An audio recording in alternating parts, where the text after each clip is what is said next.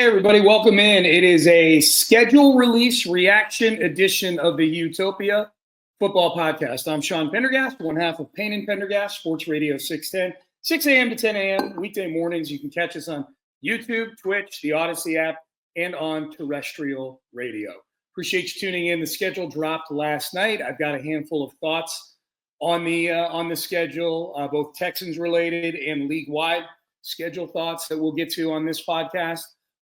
So that'll be solely what this is. This will be a fairly quick one, but wanted to get you some of my thoughts, see if you share some of my thoughts. If you want to interact with me on this, best way to do it is on my social media, my Instagram, Sean.Pendergast. Twitter is at Sean T. Pendergast.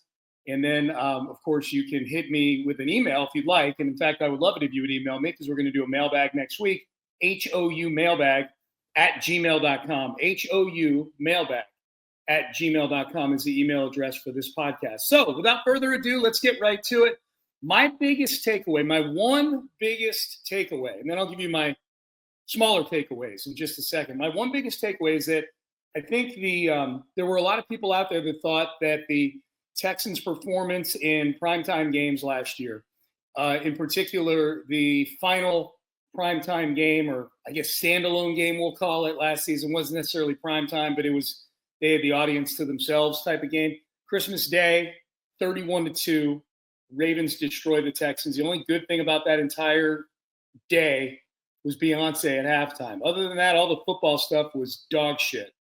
So I think between that and the fact that the Texans didn't really take a step forward last year, they lost in the same round of the playoffs. At least it was a little more competitive than C.J. Stroud's rookie year, but still a disappointment. That the Texans would get less primetime attention, and I say less meaning back down with teams that get maybe one or two primetime games. Texans got 4 primetime games, and they're all spread out over the course of the season. So my big takeaway is that I don't know that the bloom is off the rose necessarily for the Houston Texans when it comes to TV, when it comes to primetime TV. 2 Monday night games, a Thursday night game, and a Sunday night game in that order. The first 2 primetime games they have are both Monday Night Football games, Week 2 against the Tampa Bay Buccaneers, Week 7 in Seattle against the Seahawks, which is a 9 o'clock kickoff time here in Houston because it's the back end of a doubleheader. ESPN's doing a couple doubleheaders this year that have the games not overlapping, that have the games literally back-to-back. So there's a late West Coast game. The Texans are involved in the late West Coast game on that Week 7 doubleheader. So 9 o'clock kick, which I know none of you probably super care greatly about this, but that means the post-game show is going till 3 in the morning. That means I'm going to bed at 4 in the morning and getting up at 5 in the morning to go do radio. So needless to say, I will be sleeping on a couch up at the studio that night. The other 2 primetime games are within just a couple of weeks of each other. The Bills and the Texans on Thursday Night Football at NRG Stadium in Week 12. And then in Week 14, the Texans go to Kansas City to play Sunday Night Football in early December. We'll get into all that, but I feel like looking at this schedule, I think my one big takeaway about I don't think the bloom is off the rose. I think the Texans got a lot of love. They're going to play some late afternoon window games as well on Sundays. So I still think there is some love out there for the Texans as a TV property. Now, they need to play better offensively this year if that's going to remain the case. If they go 10-7 again or 9-8 and they're not a watchable 9-8, I don't know how watchable a 10-7 they were last year, then they'll continue to backslide. They're in a division that's already, the TV networks are predisposed to ignore the AFC South. And if you need any evidence, just know that the Texans have 4 primetime games. The entire division outside of the Texans, Tennessee, Indianapolis, and Jacksonville, have 2 combined. 1 for Jayville, 1 for Indy, none for Tennessee. Tennessee is one of 3 teams with no primetime games, alongside Cleveland and New Orleans. So the Texans are at least, I think, well above the line of teams, franchises that the league and the networks are happy to have on their airwaves. So there's that. And then I think just the way this schedule lays out so much better than last year's did in terms of being conducive to success. Last year's schedule, the Texans had not one but two instances where they played 3 games within 10 or 11 days of each other. They had the early one that included the Halloween game with the Jets. And then later in the season, the one that was started with Miami and then Kansas City and then Baltimore on Christmas. 2 instances of 3 games within 11 days. I think it's tough for a team that has a lot of guys that aren't used to playing primetime games, let alone smush together parts of the schedule. The 3 primetime games in the middle of the season, weeks 9, 10, and 11, that's a tough thing, especially when 2 of them are on the road. So I just think, and the bye week being in week 14 last year, I just think between that and all the quarterbacks that they ended up playing, they played a pretty good slew of quarterbacks. That was a tough schedule last year. I don't really care about the record of the teams that they're playing necessarily compared to last year. I think they may be playing a harder schedule by record this year than last year, which is fine. That's such a flawed way to look at it. To me, I just look at the way the schedule lays out chronologically. How many primetime games? Primetime games are pretty spread out, so they've got 1 each month. It's not like there's 3 in a row like last year. Even the trips to the West Coast are pretty spread out. They make 3 trips out to the West Coast, LA in week 1, Seattle in week 7, and then LA again to play the Chargers in week 17. The season opener, you got 2 weeks before that trip out there. The Seattle game comes after the bye week. The Chargers game is sandwiched in between 2 home games. It really is, all schedules are created equal in terms of like the number of home and away games for AFC teams and the number of home and away games for NFC teams. Odd number of games. So each year it kind of flips back and forth. This year, the AFC teams get 9 home, 8 away, so all AFC teams have that. The inequality is in the amount of travel, the number of primetime games, the way the games are staged. I think the Texans, this is about as good a case scenario for a schedule as you could get. So I think overall it's really good. That's my big takeaway there. As far as specific thoughts about the schedule, let's get to those. I love the opener against the Rams. I don't necessarily love it for the offensive line. The Rams D line is no joke. Jared Verse, Braden Fisk, Byron Young, Kobe Turner. That's a really good defensive line. And the Texans, I think, as we all know, have had issues on the offensive line. So this is the first game that a Cole Popovich, Nick Caley coached offensive line is going to play in the regular season. And if you're looking at the Texans' schedule, man, I don't know that if you're trying to get off to a good start, the league might have handed them the toughest defensive line to go against. I know Baltimore's got a really good front 7. Kansas City with Chris Jones, probably wouldn't want to catch him in week 1. Sorry, I got to clear my throat. And there's others on there on the schedule too, I'm sure. They play some really good defenses this year. But I love the angle of Nick Caley in his first game as OC going against Sean McVay and the Rams. Maybe he's got some intel as to their operation that can help the Texans. I think there's more that Nick Caley knows about the Rams than the Rams know about Nick Caley, offensive coordinator. He hasn't called plays in a game yet. So I think there's positives and negatives tactically to having that game as the opener. I think unequivocally it's exciting. That's a good team, playoff team, and you got the Nick Caley angle. So that's number 1. I'm good on that. For the second year in a row, as I just mentioned, the home opener is a primetime game for the second year in a row. Last year, the home opener was Sunday Night Football against the Chicago Bears. The Texans won that one 19-13 in kind of a defensive struggle, chasing Caleb Williams all over the field in that game.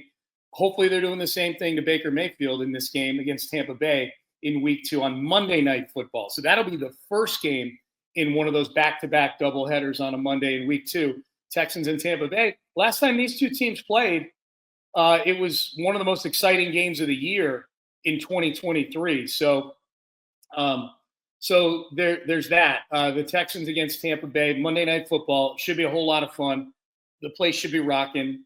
And that's one of 4 primetime games. Again, the rest of the AFC South, just 2 combined, Indianapolis and Jacksonville. So Texans, Tampa Bay, Monday Night Football. Texans, Seattle in Seattle Monday Night Football, and a late start here. And then Thursday Night Football against Buffalo, Sunday Night Football against Kansas City in weeks 12 and 14. I'm going to get into those here in just a second. So those are the initial thoughts on Kaylee in week 1, primetime in week 2, one of 4 primetime games. And then as far as the schedule goes, I always look at patches of the schedule. What part is the most difficult part?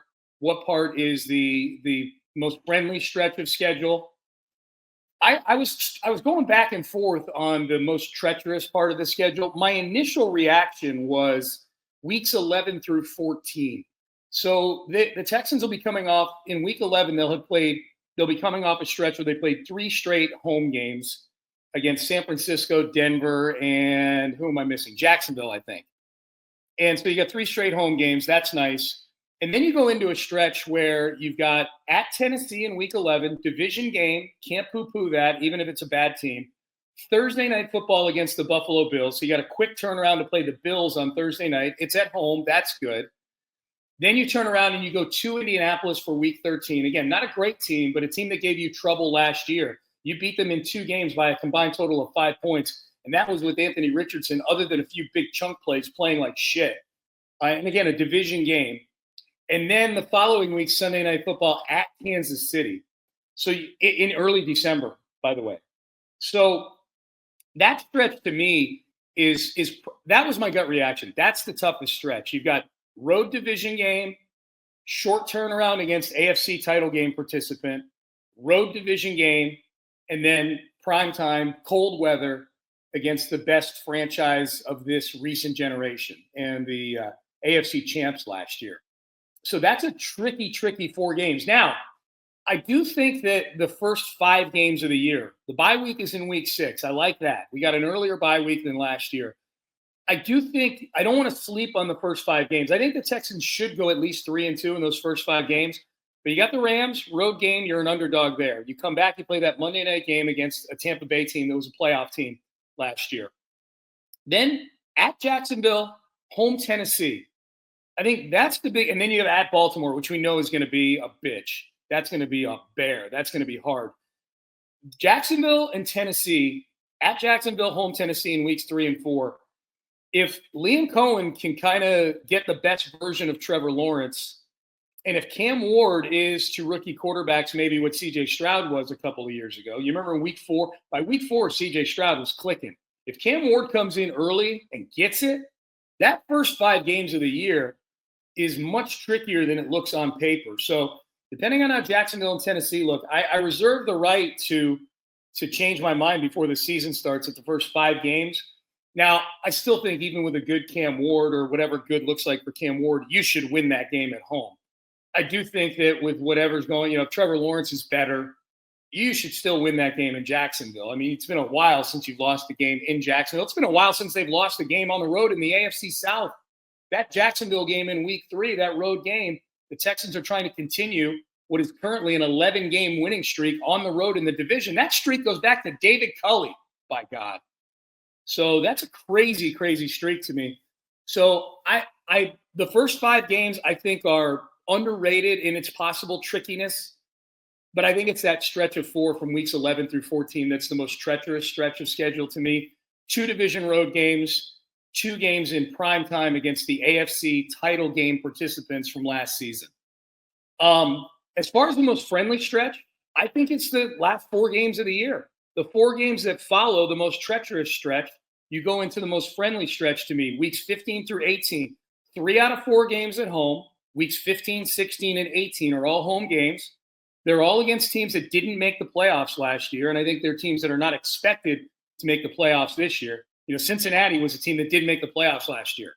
I think a lot of people expect Cincinnati to bounce back.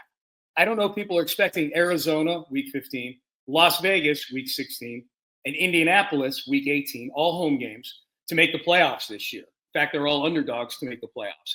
Sandwiched in between there in week 17 is a trip to L.A. to face the Chargers, who the Texans smoked in the playoffs last year. So I think that last 4 games lays out really well. If through the first 13 games of the season, the Texans are, say, 9-5, what am I doing? First 13 games of the season. So they're 8-5 through the first 13 games. I think it sets up really well for them to get beyond the 10-7 record that they've had over the last couple of years. D'Amico Ryan said he wants to go to new heights with this team. It starts in the regular season. The new heights he's talking about are getting to the AFC title game. You can't get to the AFC title game most of the time unless you set yourself up with good seeding in the regular season. If you get a 2 seed, then you're going to be playing home games until the AFC title game. And a 2 seed is very doable. I know the AFC is stacked. I know you got the Ravens, the Bills, and the Chiefs, and you play all those teams this year. But if you win one of those games and take care of your business, they won one of those games last year. They beat the Bills at home last year, but they didn't take care of their other business. You lose games like the Titans and the Jets and just some inexcusable games. I mean, losing to the Lions, there's no shame in that. But when you intercept Jared Goff 5 times, there's shame in that, and you lose the game. You know, when you go up to Green Bay, C.J. Stroud has 86 yards passing for the entire game, and you still only lose on a last-second field goal. You got no business losing games like that. So you're going to lose games to good teams. I get that. But if you take care of your business, they get to 12-5. I think they've got a really good shot at being a 2 seed. If you're the 2 seed, then you have no excuse to not to make a run to the AFC title game. You're set up to have home games in the opening round and in the second round of the playoffs. So that's the thing. The new heights have to start in the regular season. It's not the playoffs. It starts in the regular season. All right. So those are my thoughts on the schedule. I love the way it lays out. That the most treacherous part of it is a part that includes the Colts and the Titans. Tells you that this is a schedule that sets up pretty nicely for the Texans, I think, to have a good year in terms of the chronology of it. Now, the caliber of opponents on paper looks very good. This is not a great year to cross over with the AFC West and the NFC West because there are no patsies in either of those divisions. It's not like last year we played the AFC East and the patsies were the actual Pats, the Patriots. And even the Jets should have beat them, but you caught that division in a year where you had 2 bad teams, 1 mediocre team in Miami, and then the Bills. And you actually won 3 of those games. You just couldn't take care of business against the Jets. That isn't the case this year. The AFC West, Chargers, Broncos, Chiefs, all playoff teams last year. And I think all teams that shouldn't, none of them should expect to slip backwards this year. And then the Raiders traded for Geno Smith, who makes them, I think, at least, they may be a 7-10 team, but I think they'll be a 7-10 team that could be a little dangerous. And then in the NFC West, I don't think there's a great team in that division, but there ain't no bad teams in that division. San Francisco 6-11 last year, but if they stay healthy this year and get the ball to bounce the other way a couple times, that you can't sleep on San Francisco. Seattle went 10-7 last year. The Rams were a playoff team. The Cardinals are not nearly the dumpster fire they were a couple years ago. So again, a ton of winnable games, but a ton of losable games too. So should be a whole lot of fun, man. This should be a fun schedule this year. Now we know how it all lays out. So those are my schedule thoughts. I'll give you more thoughts obviously on Payne and Pendergast. You can tune in. We're dropping this on Thursday. You can tune in on Friday. Schedule thoughts will continue on Friday, I'm sure, and then into next week. We'll do a mailbag next week, so send in your emails, especially follow-ups to the regular season schedule. Send in your emails, houmailbag@gmail.com. Big thanks to Jared Rowland, my producer, for getting this podcast out to all of you. Big thanks to all of you for listening. Subscribe, rate, review the podcast. Really appreciate when you do that. Tell a friend. Going to be a hell of a ride this season, and we will see all of you next week. Enjoy your weekend. Have a good one, everybody.